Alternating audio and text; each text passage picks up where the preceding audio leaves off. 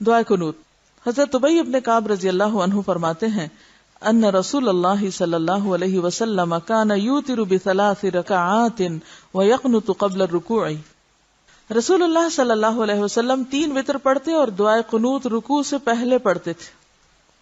کب پڑھتے تھے؟ رکوع سے پہلے، یعنی قیام ہی کی حالت میں پڑھ لیتے تھے. حضرت عبداللہ بن مسعود اور صحابہ کرام قنوت وتر رکوع سے پہلے پڑھتے تھے. یہ صحابہ بھی رکوع سے پہلے پڑھ لیتے. وتر میں رکوع کے بعد قنوت کی تمام روایات ضعیف ہیں، اور جو روایات صحیح ہیں ان میں صراحت نہیں کہ آپ کا رکوع کے بعد والا قنوت قنوت وتر تھا یا قنوت نازلہ. لہذا صحیح طریقہ یہ ہے کہ وتر میں قنوت رکوع سے قبل کیا جائے. رسول اللہ صلی اللہ علیہ وسلم نے مسجد کے اندر 2 ستونوں کے درمیان لٹکی ہوئی رسی دیکھی تو پوچھا یہ کیا ہے؟ لوگوں نے کہا یہ حضرت زینب کی رسی ہے، وہ رات کو نفل پڑھتی رہتی ہیں، پھر جب سست ہو جاتی ہیں، تھک جاتی ہیں تو اس رسی کو پکڑ لیتی ہیں. آپ نے فرمایا اس کو کھول دو. ہر شخص اپنی خوشی کے موافق نماز پڑھے، جب سست ہو جائے یا تھک جائے تو آرام کرے. یعنی خود کو اذیت دینا جو ہے وہ نیکی نہیں. فاتقوا اللہ ما استطعتم. اور ہر شخص کو پتا ہے کہ اس کی استطاعت کتنی ہے، وہ کہاں تک جا سکتا ہے. نبی صلی اللہ علیہ وسلم نے فرمایا اتنا عمل اختیار کرو جس قدر تمہیں طاقت ہو. اللہ کی قسم اللہ ثواب دینے سے نہیں تھکتا، لیکن تم عمل کرنے سے تھک جاؤ گے. ٹھیک ہے، تو ہر شخص کیا کرے؟ اپنی حیثیت کے مطابق نیک کام کرے. نوافل میں خاص طور پر اتنا ہی معمول رکھے جس کو وہ نبھا سکتا ہو. یہ بات فرض کے لیے نہیں فرمائی گئی. جب ایسی رعایت یا ایسی رحمت اور رفقت کی بات ہوتی ہے تو ہم عموماً اس کو کس میں لینے لگتے ہیں؟ پھر ہم کہتے ہیں نماز فرض بھی جب چاہے پڑھ لے، جو چاہے کر لے.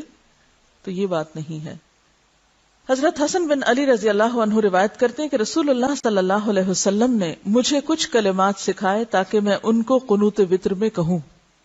وہ کیا تھے؟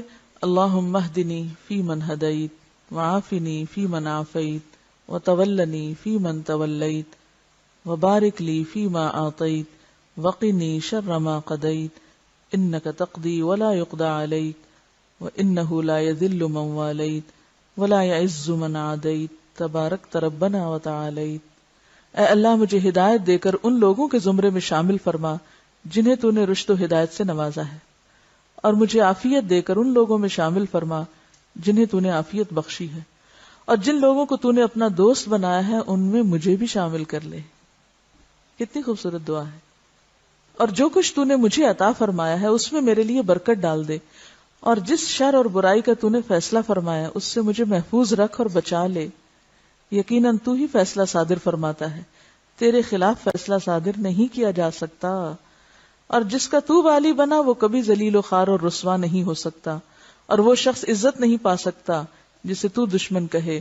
ہمارے پروردگار آقا تو بڑا ہی برکت والا اور بلند و بالا ہے. دعائے قنوت وتر میں ہاتھ اٹھانے کے بارے میں کوئی مرفوع روایت نہیں ہے کہ ہاتھ اٹھا کے پڑھی جائے. البتہ مصنف ابن ابی شیبہ میں بعض آثار ملتے ہیں. اثر کس کو کہتے ہیں؟ صحابہ کی بات یا عمل. اس لیے ہاتھ اٹھا کر یا ہاتھ اٹھائے بغیر دونوں طریقوں سے قنوت وتر کی دعا پڑھنا درست ہے. ربنا وتعالیت کے بعد نستغفرک ونتوب الیک کے الفاظ رسول اللہ صلی اللہ علیہ وسلم کی احادیث میں موجود نہیں ہیں، بعض علماء کی طرف سے اضافہ ہے.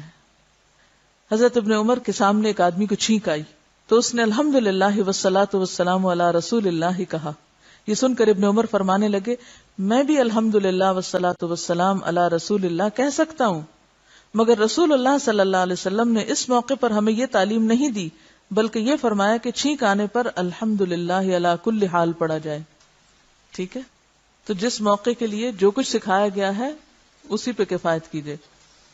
حضرت عائشہ رضی اللہ عنہا سے مروی ہے کہ رسول اللہ صلی اللہ علیہ وسلم نے فرمایا من احدث فی امرنا ھذا ما لیس منہ فہو رد. جس نے ہمارے اس دین میں کوئی ایسی بات شامل کی جو اس میں سے نہیں ہے تو وہ مردود ہے. معلوم ہوا کہ وارد شدہ اذکار اور دعاؤں میں اپنی طرف سے کسی قسم کی زیادتی نہیں کرنی چاہیے، یعنی اس میں اضافے سے گریز کریں. اگر الگ سے کوئی آپ نے دعائیں مانگنی تو مانگ لیں، لیکن آپ کی دعا کو مت چھیڑیں، کیونکہ آپ سے آگے بڑھنے کی آپ کو اجازت نہیں. یعنی نبی صلی اللہ علیہ وسلم سے آگے بڑھنے کی کسی کو بھی اجازت نہیں، چاہے کوئی کتنا بڑا عالم ہو. اور صلی اللہ علیہ نبی صحیح ابن خزیمہ میں ابی ابن کعب سے ثابت ہے کہ وہ حضرت عمر کے دور میں رمضان میں قیام اللیل کرتے اور قنوت میں نبی صلی اللہ علیہ وسلم پر درود بھیجتے.